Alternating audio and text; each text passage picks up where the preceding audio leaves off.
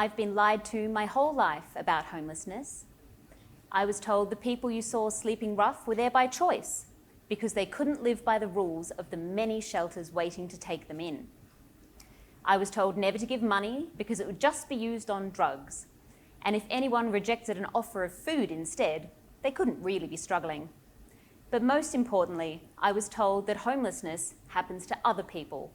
It couldn't possibly happen to me or anyone I know.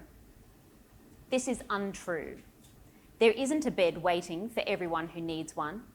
Food isn't the only thing that humans need to survive and thrive. And most of us are only a few misfortunes away from homelessness ourselves. So what is hostile architecture?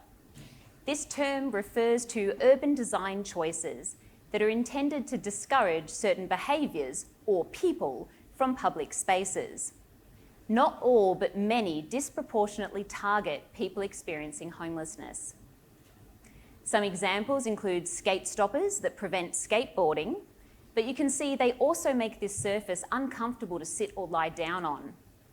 Some places also have speakers that emit high-pitched sounds to discourage young people from congregating or loitering in an area. We also find sloped surfaces and obstacles to stop encampments forming.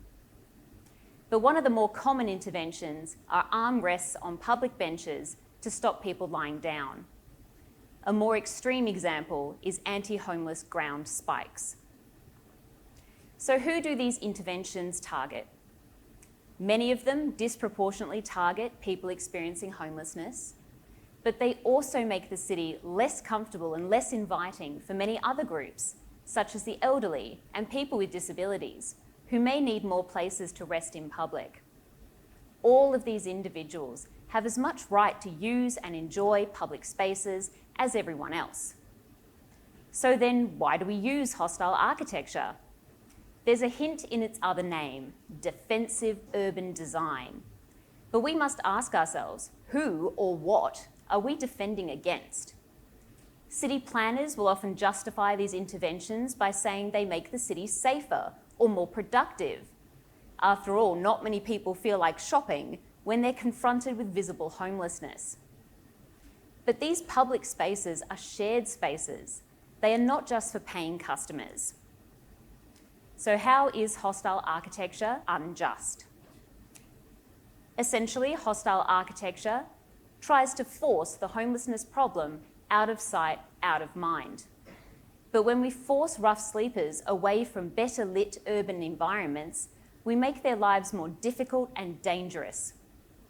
When we force rough sleepers away from warmer environments, we leave them at higher risk of respiratory infections and other illnesses, on top of the health risks already associated with sleep deprivation and poor nutrition. By failing to address the housing crisis, we not only fail the people that we see as homeless, but the many people we don't see. It is estimated in Melbourne that for every rough sleeper, there are 21 other individuals experiencing homelessness or housing insecurity. Hostile architecture doesn't solve anything. It hurts the one and does nothing for the 21. But what if? What if, instead of focusing on excluding certain members of our population, we focus on designing our city to be more inclusive? What if we made a more compassionate choice?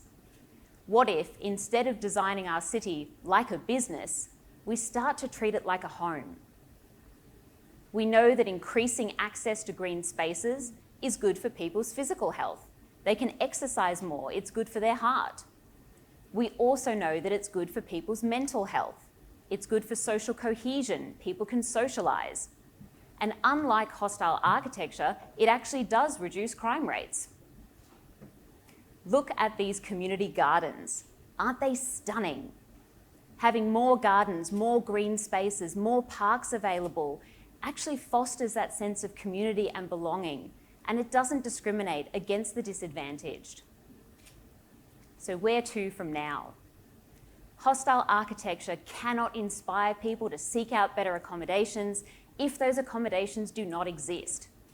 No one is suggesting that sleeping on a park bench is an ideal solution. But when hostile design choices take away that option, it is replaced with absolutely nothing. Instead of focusing on whether someone can lie down on a park bench, maybe we need to start worrying about whether we have enough parks at all. Instead of trying to make the city less comfortable for some people, maybe we could try focusing on making it more comfortable for everyone.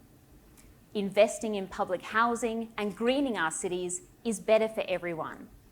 This is how we can make a city a home. Thank you.